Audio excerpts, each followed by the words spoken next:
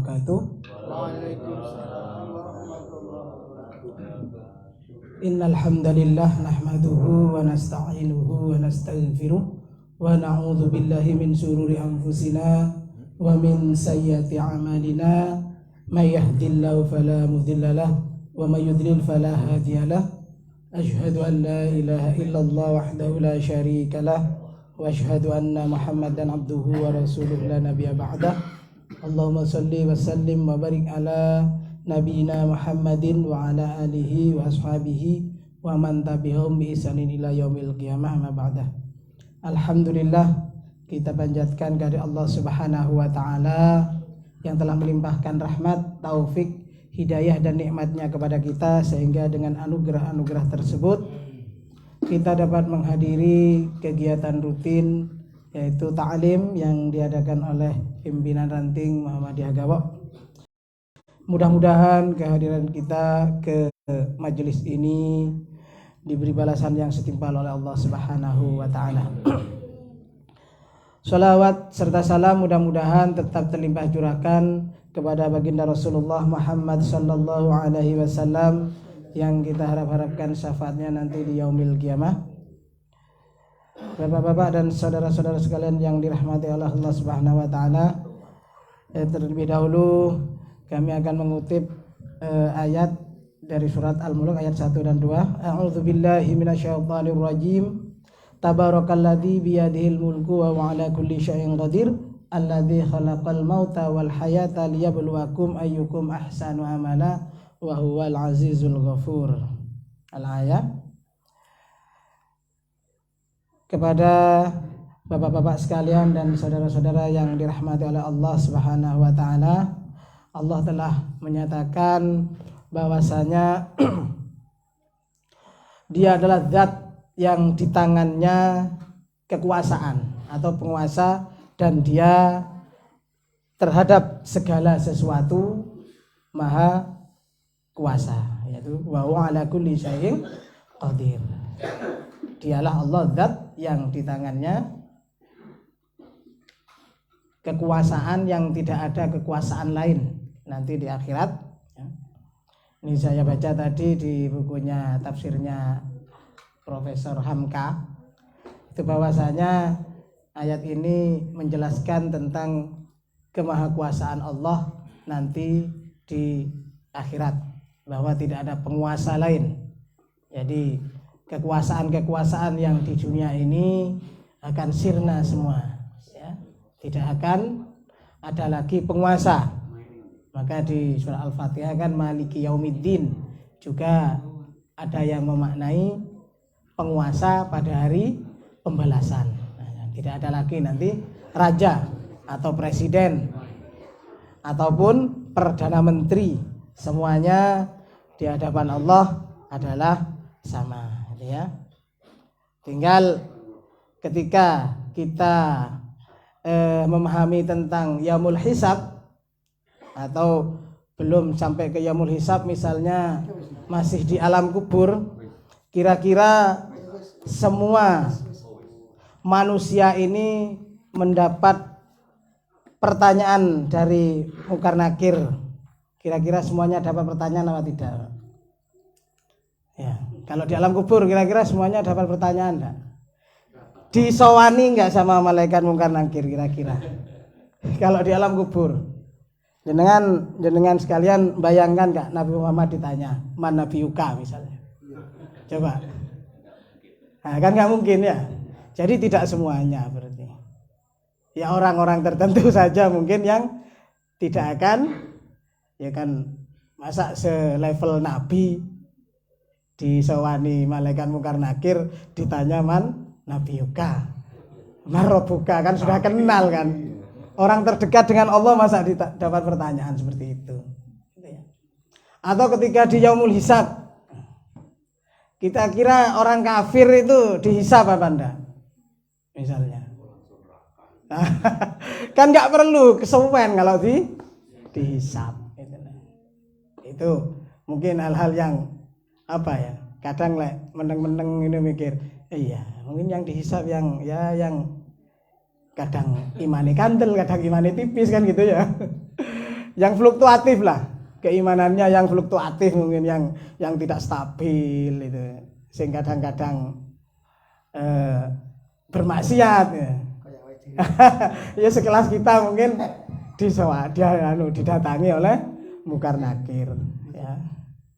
Itu yang misalnya punya peninggalan yang monumental seperti Imam Bukhari misalnya, yang melestarikan keilmuan dari Rasulullah Shallallahu Alaihi Wasallam. Wong dalam kisahnya itu ketika meninggal itu dijemput sama Rasulullah, itu yang memimpikan murid-muridnya gitu ya. Jadi tidak berarti bisa jadi kita berhusnuzon tidak semua itu akan dihisab atau didatangi oleh malaikat mungkar nakir. Kalau kita kenalnya dengan Allah kan tidak seberapa kenal. Padahal Allah sudah memperkenalkan diri di Asmaul Husna ada ya. Ar-Rahman, Ar-Rahim, Al-Malik. Al-Malik Sang Maha Penguasa. Itu. Jadi awal-awal pertama pengenalannya dengan kasih sayang Allah Subhanahu wa taala. Maka di ayat berikutnya meskipun Allah itu maha kuasa atas segala sesuatu ya. Di ayat berikutnya alladzi khalaqal mauta wal hayata liyabluwakum. Jadi sebetulnya Allah menciptakan, kalau di sini kan arti letterleknya kan menciptakan kematian dan kehidupan. Kematian dan kehidupan. Jadi karena Al-Qur'an itu awal-awal memang turun di Mekah. Jadi penegasan tentang dasar-dasar keimanan. Orang-orang kafir itu pasti paham sudah. Kalau nggak paham nggak mungkin ngengkel kan. Terhadap Al-Qur'an yang diturunkan. Makanya ya qul ya ayyuhal kafirun. Sampai Nabi sebab nuzul apa itu Al-Ikhlas itu kan begitu. Ditanya, sebenarnya Tuhan kamu itu seperti apa kan gitu. Apakah sama dengan Tuhan kami? Ya itu.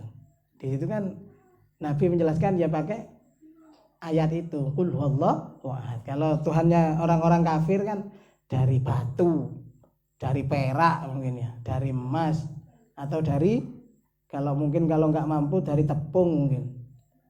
Kalau kelaparan dimasak Tuhannya, dibuat kue itu. Jadi diminta sifatkan seperti apa? Ya pakai qul huwallahu ahad. Ya katakanlah wahai Muhammad, Allah itu satu, tidak ada yang lain.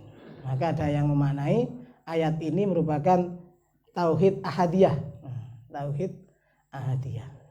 Itu tauhid pengesaan.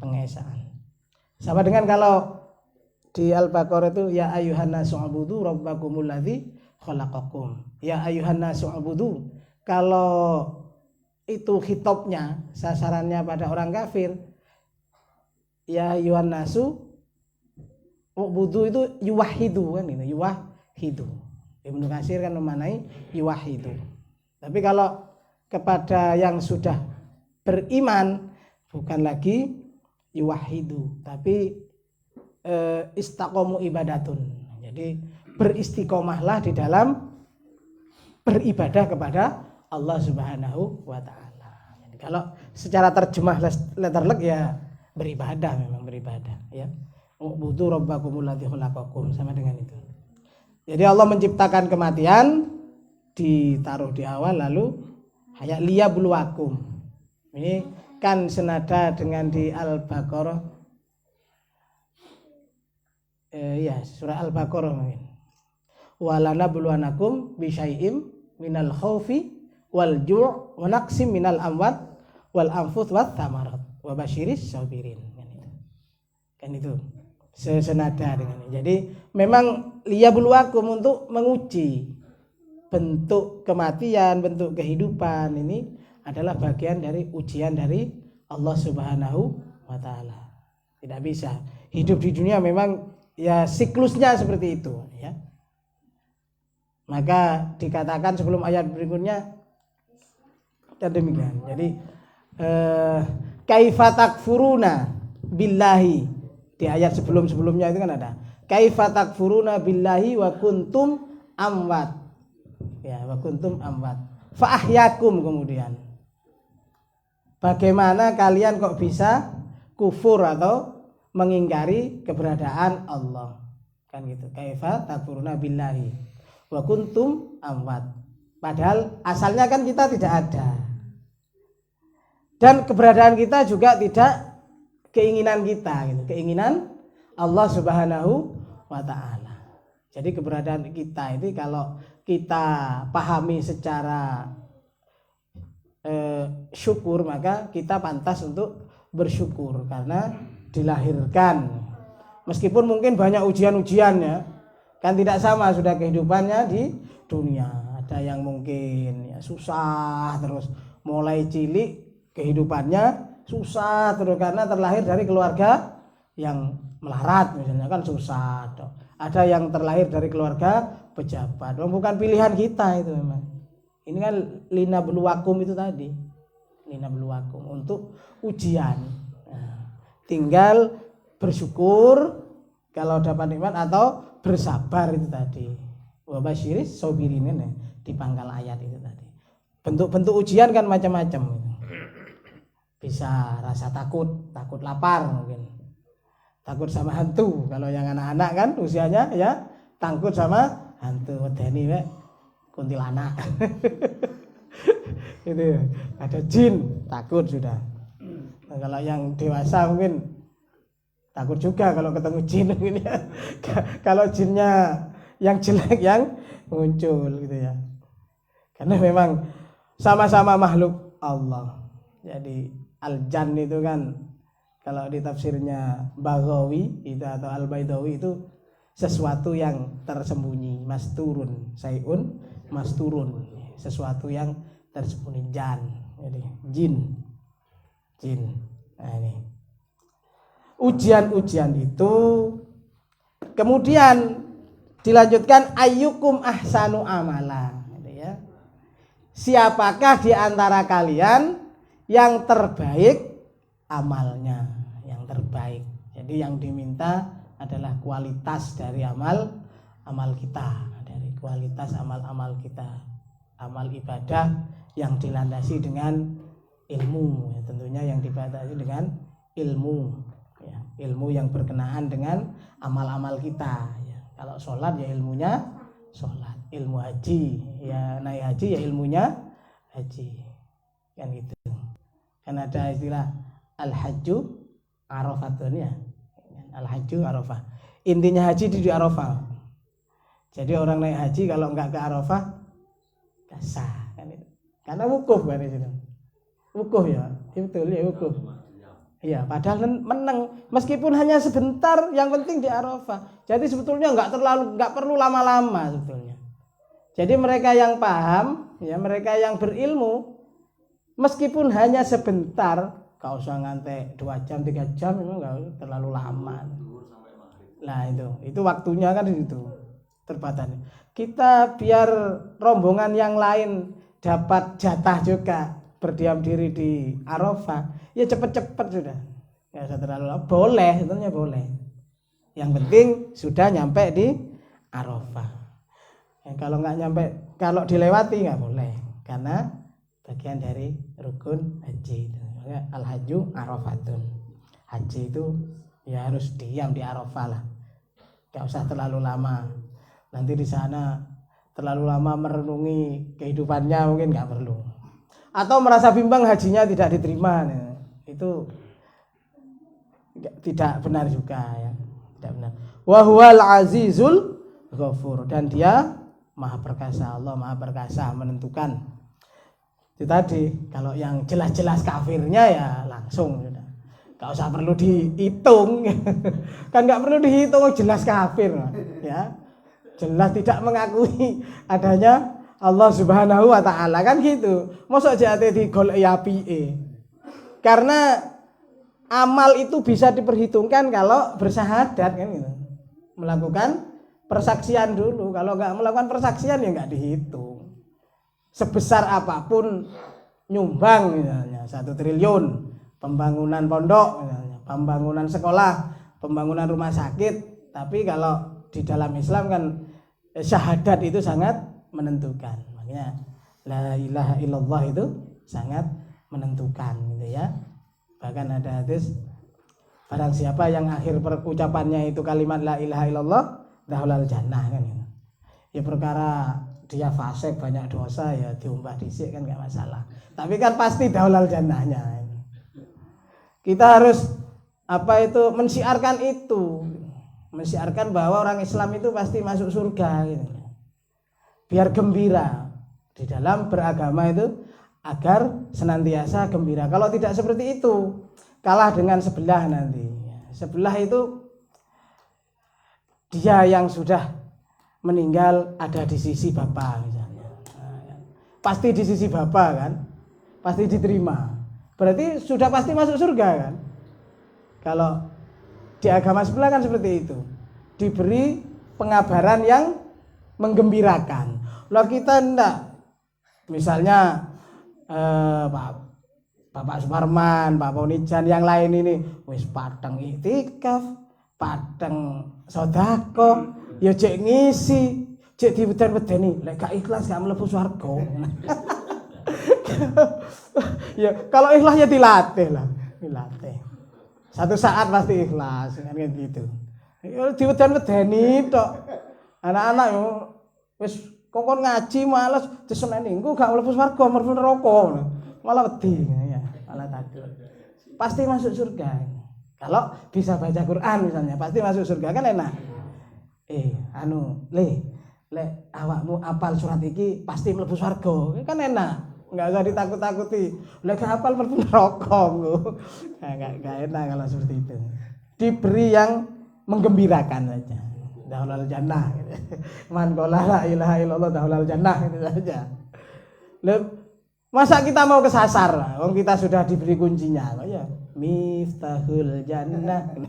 La ilaha illallah. Masa tetep kono nang neraka? Kesasar namanya itu. Sudah diberi kunci surga masih kesasar ya. Jangan sampai kesasar. Itu banyak ya. Nah, banyak hal yang penting kualitas amal kita dijaga meskipun sedikit. Bahkan ada ungkapan al-istiqomatu khairum min alfi karomah. Bisa jadi dalam memaknai ini ahsanu amala ini ya. Jadi sesuatu yang istiqomah itu melebihi dari mereka yang punya kekeramatan iso miber misalnya ya. Kalau anekdot sufi kan gitu. Tetapi itu tidak diakui sebagai sesuatu yang wah kalau anekdot sufi ya. Burung juga bisa terbang kan gitu. Jadi bukan sesuatu yang berlebihan. Tapi kalau bisa istiqomah itu baru diakui sebuah prestasi istiqomah ya. Sing biasa itikaf ya sudah itikaf, yang biasa tahajud. Kadang aneh kita itu, Pak. Aneh ya. Kayak saya gak pati tahu tahajud, ngomongin tentang tahajud. Tahajud itu sunnah. Masa dilarang ngomong gitu? Itu kan sesuatu yang baik ya. Menasihati misalnya pada anak saya, "Nduk, lek tangi bengi mari ngoyo wudu, mari ngono salat tahajud." Ada teman, awak dhewe ora tau tahajud kok ngangkani anak. Loh. Beda lagi gitu loh. Beda lagi. Sesuatu yang baik memang harus diutarakan. Kalau nunggu kita ngamalkan, siapa yang mau ngasih nasihat nanti? Jajal. Misalnya kan enggak ada yang mau ngasih nasihat nanti, enggak ada yang saling mengingatkan. Enggak ada saling mengingatkan. Maka dari itu nasihat menasehati bukan berarti ayat itu bertentangan dengan watawasau bil haqqi watawasau bis sabr kabura maktan indallahi antaqulu ma la taf'alun. Itu bukan berarti tidak bertentangan ya, bukan berarti nanti dianggap ta'arud. Enggak. Ya, ada proporsinya masing-masing gitu ya. Itu. Jadi apalagi ini ditutup dengan al-ghafur. Al-ghafur.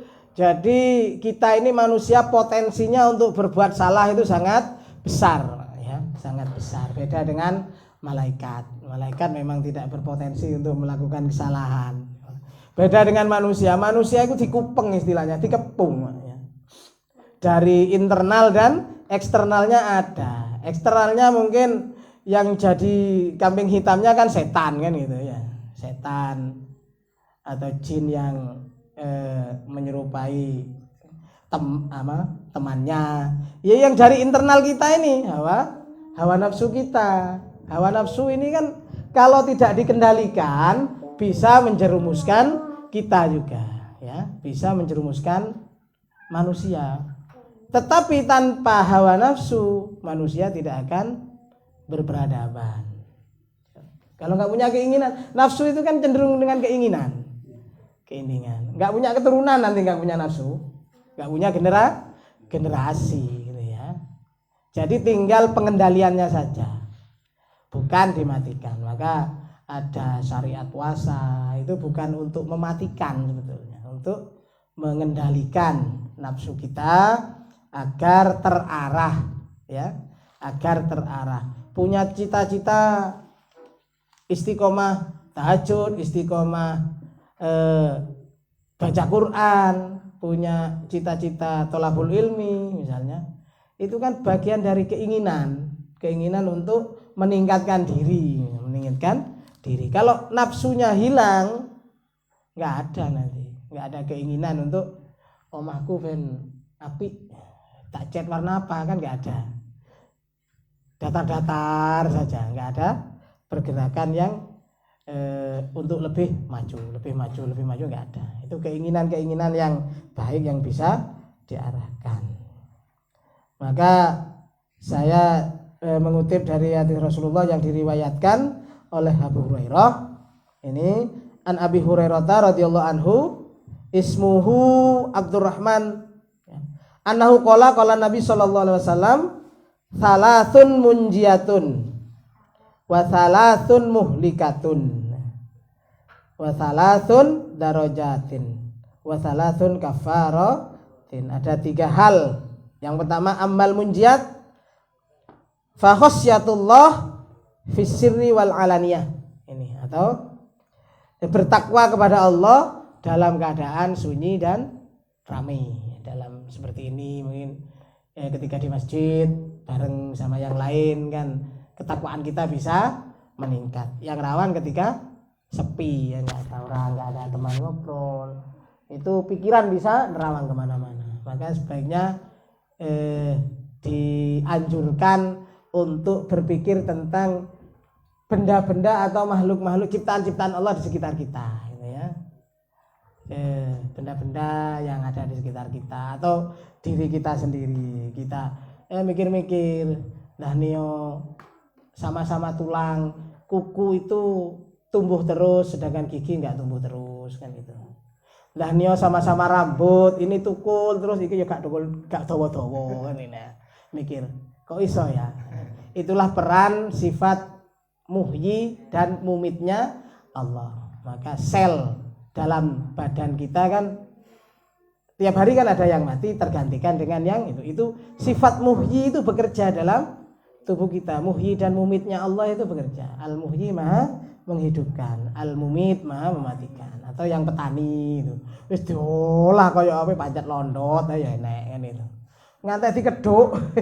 Saya ngalami sendiri dulu masih nanam lombok. Sampai saya keruk, saya ganti tanah, yuk galengan nggak pernah dianu kan. Kalau galengan kan nggak pernah ditanami itu kan. Ya cek mati ya. Bibit cari ganti yang lainnya tetap mati. Ya perannya muhyi mumit gak paham pertanian mungkin bisa jadi gitu. Perlu sekolah lagi itu. Sama dengan Al-Ghafurnya Allah. Manusia itu Al-Ghafur itu kan dari ini apa itu istilahnya isim tafdil, ya, isim yang selalu diulang-ulang. Diulang-ulang. Jadi ada sifat Allah yang pengampunnya itu diulang-ulang, Pak, ya. Sekarang maksiat, moro-moro tobat. Maksiat tobat. Maka hati Rasulullah itu kan ada ittaqillah itu makunta wa'ad bi'is sayyi'atal hasanata tamhuha, kan itu. Resep itu sebetulnya, resep dari Rasulullah agar umatnya selalu terbersihkan dari noda-noda gitu loh. terbersihkan dari noda-noda. Jadi bertakwalah pada Allah di mana saja berada, sebagaimana tadi baik dalam keadaan sepi maupun dalam keadaan ramai kan itu. Di mana saja sudah. Ya nang kamar, ya di pasar, ya yang profesinya pedagang, yang prosesnya petani, karena kadang ada yang jahil masih petani. Liwat arite dia diayun-ayunkan cerat-cerat tandurane tanggane, ya ada ya seperti itu. Ya. Cerat-cerat akhirnya gompil kabeh tandurane kancane. Enak yang kalau dengki itu sampai dibabat itu. Punya saudara saya pernah itu kan. Punya Haji Samsul yo. Wis bagus-bagusnya dibabat. Ya karena dengki aja. Dan itu ya.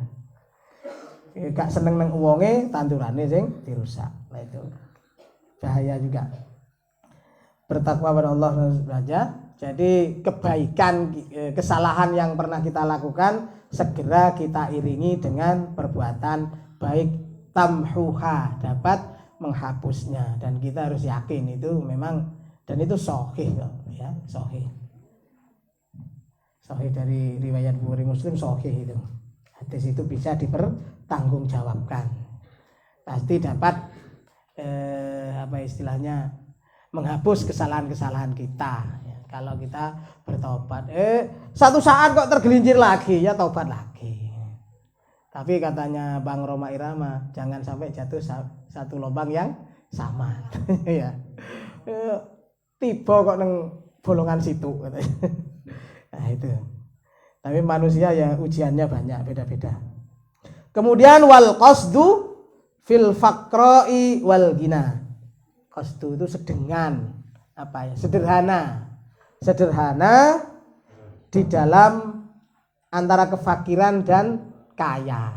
Hidupnya itu sederhana saja, ya, tidak melampaui dari kekuatannya maksudnya, ya, dalam perbelanjaan misalnya. Saya dulu pernah, ya, tuku mobil kuat, ngerumate ora kuat. Kan ada gitu ya. Ngoyo-ngoyo akhirnya waya itu ban bingung. Kan gitu. Kan disesuaikan dengan iya pendapatan kan gitu. Tukune kuat, ngerumate ora kuat, akhirnya ya rusak.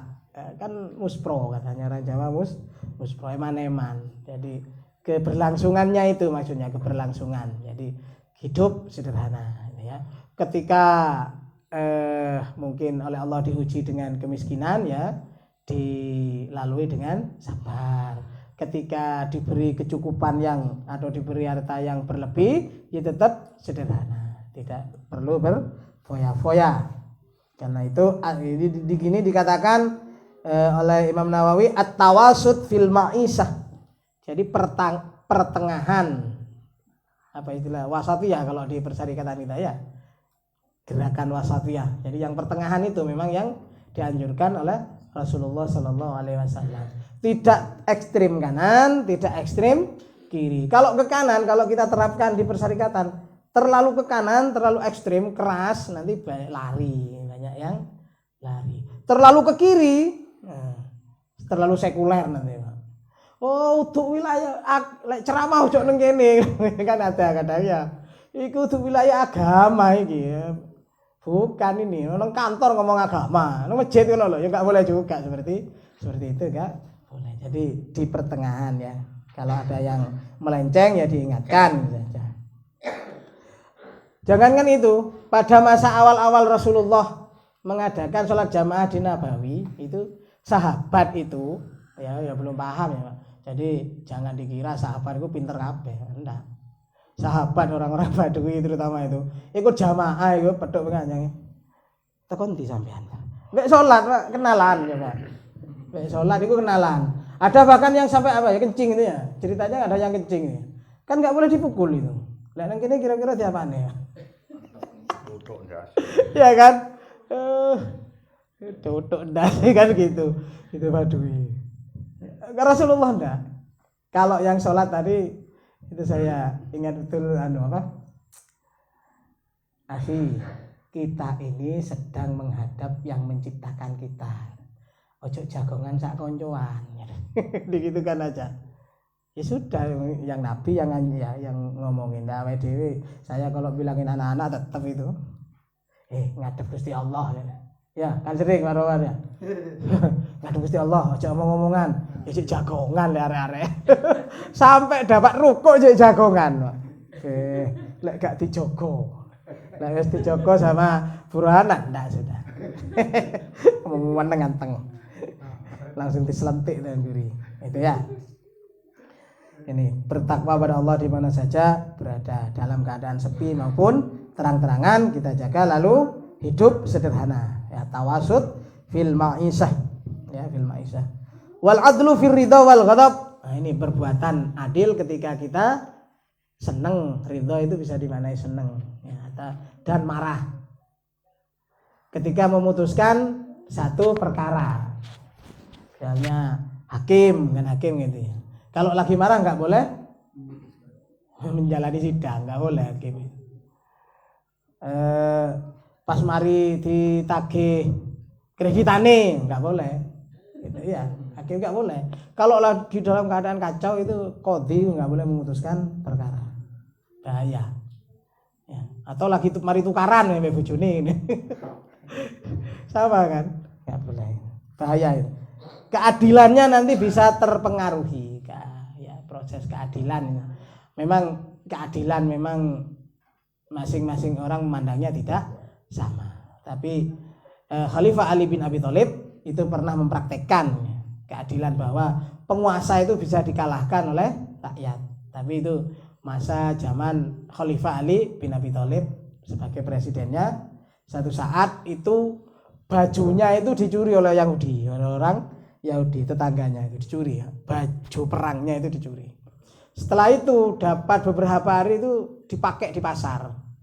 Ketemu dengan Khalifah Ali bin Abi Thalib yang sedang inspeksi lah di pasar. Ini baju saya, ini baju perang saya kok ada di kamu? Kamu ya yang mengambil. Kamu menuduh ya? Gitu. Jadi presidennya kamu menuduh ya? Enggak. Ini baju saya ini tandanya. Siapa saksimu ya? Anaknya, putranya masih kecil, disidang ya, sama sahabat ya, hakimnya itu sahabat Ali bin Abi Thalib, disidang. Dalam pengadilan itu kan harus ada saksi. Lah ternyata persidangan itu kalau saksinya anak kecil tidak berlaku. Akhirnya oleh hakim tetap dimenangkan sang Yahudi tadi. Akhirnya Ali bin Abi Thalib ya, selamat, kamu menang dalam persidangan ini. Sudah selesai sudah. Nah, itu. Kalau sekarang bahaya kalau dengan penguasa. Nah, tak banding ini. Nah, itu beda. Tapi itu dulu zamannya. Atau memberi nasihat. Beri nasihat misalnya pada penguasa. Kalau di Al-Qur'an itu meskipun pada penguasa yang kejam segala enggak boleh teriak-teriak, harus sopan. Ya. Harus sopan. Jenengan pernah dengar mungkin ungkapannya ya, ungkapannya itu. Kisahnya Nabi Musa dan Harun. Harun jadi nabi kan karena KKN itu ya. Diusulkan oleh Nabi Musa. Ya. Diusulkan kan jadi nabi. Kenapa? Karena pelat. Nabi Musa kan pelat, kurang jelas. Jedal ya. Itu Nabi Musa.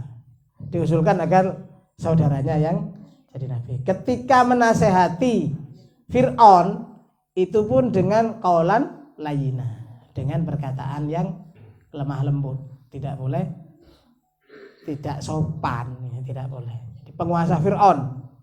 Sekarang kira-kira yang tirani seperti Fir'aun ya kan nggak ada setelah itu. Lah itu. Ya banyak jalan lah untuk memberi nasihat pada penguasa, tinggal pintar-pintarnya orang. Kemudian wa ammal muhlikatu yang tadi. Pertama syuhun syadidun. Ya, ai bukhlun syadidun.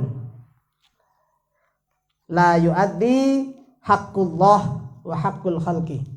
Jadi tidak memenuhi kewajiban atau haknya Allah dan haknya makhluk. Syadidun atau syuhun muta'un ini. Bukhlun. Jadi kikir yang keterlaluan ya. Terlalu kikir itu tidak baik juga ya. Terlalu kikir. Saking cereke mangane mek gereh tok misalnya. Kan ya terlalu ya kadang-kadang ya enggak tiap hari pakai ikan sapi ya enggak. Ya ada kalanya pakai tahu tempe misalnya lauknya. Besoknya ganti lagi. Tapi tidak tiap hari njaluk mbek iwak tok. Saya juga kalau ke anak saya juga gitu. Ya jangan dengan ikan ayam terus, geprek terus bentino njaluke. Geprek terus ya. Bengkek sih orang tuanya kan gitu. Lah njaluk tuku geprek tok. Tapi yang putra itu akhirnya kapok. Karena apa? Enggak tawar, pakai ikan motong enggak tawar akhirnya gatelan. Kapok sekarang. Maunya sama tempe sama tahu. Nah itu ada hikmahnya ya. Jadi kikir yang keterlaluan juga tidak boleh. Lek gak keterlaluan, Pak. Sama dengan begini ini sebetulnya. Pemahaman kita itu sama dengan ketika kita memahami wala taqul lahuma uffin ini. Ya di Al-Qur'an ada tanya. Wala taqul lahuma uffin. Jangan berkata dimaknai diartikan apa? Biasanya apa cis ini? Sama ya, sama saja. Ngono, ora oleh. Sing gak oleh lah lek ngeplak kan gak enek nang ayate. Yo lek dipahami ngono kok bahaya. Al-Qur'an kalau dipahami seperti itu ya. Itu ada apa ya? Ada istilahnya mafhum ya, mafhum mukhalafah gitu loh maksudnya. Ya jangan berpikirnya, jangan di logikanya jangan seperti itu. Misalnya kejadian ada pasangan suami istri dikeplaki matur nang bapake. Bapak mbiyen kan sing mboten yang enggak boleh kan ngeplaki. Lah niki kula saduki kok. Ya ngeplak ra oleh tapi nyaduk. Sama dengan itu gitu ya. Kikir yang sangat wala taqul lahuma uffin sama dengan itu. Ada banyak yang lain sebetulnya contoh-contoh itu. Ada contoh lagi itu menikahi dua perempuan bersaudara ini kan nggak boleh ya. Kalau kita memahami kan dua bersaudara kakak beradik misalnya. Atau menikahi istri bapak. Lek sing geblek kan ya jelas gak oleh mosok ngawini ibuke dhewe kan. Pemahamannya kan istrinya bapak kan ibuke dhewe. Sekilas ibunya sendiri ketika ada larangan menikahi istri bapak. Padahal tradisinya orang Arab itu istrinya nggak cuma satu. Itulah. Kebiasaannya orang Arab itu, pedagang-pedagang Arab itu istrinya mesti lebih dari satu. Jadi ya bojo sing diae maksudnya itu. Kalau bapaknya meninggal jangan dinikahi, mbok anggap waris. Nah itu maksudnya seperti itu. Ada yang macam-macam. Kalau di hadis Nabi tambahi wa mra'atin la nikah wa mra'atin wa ammatin wa kholatiha. Ini ya. Tidak ada di hadis itu wa mra'atin wa jaddatiha, enggak ada. Tapi ya tetap enggak boleh karena segaris kan. Mosok putu sak mbah dirabi. Secara bersamaan maksudnya kan enggak boleh. Ya. Sama dengan pemahaman seperti itu. Memahami sesuatu lek sakur saklek ya bahaya juga. Kemudian syuhun syadidun, lalu hawan muttabaun tadi, hawa nafsu yang saya ungkapkan tadi, hawa nafsu yang selalu dituruti, pengen iki A dituruti, pengen B dituruti, pengen C, semua orang dituruti. Ya. Ya selama ada ungkapan itu kan, selagi belum terbujur ke utara dan dibungkus kapan, ya gak pernah puas yang namanya nafsu kan gitu, gak pernah puas, dituruti terus ada. Bibik saya budi saya pernah bilang orang melendik WC pinter. Mentak di WC kutu. Goblok. Saya bilang gitu itu budi itu.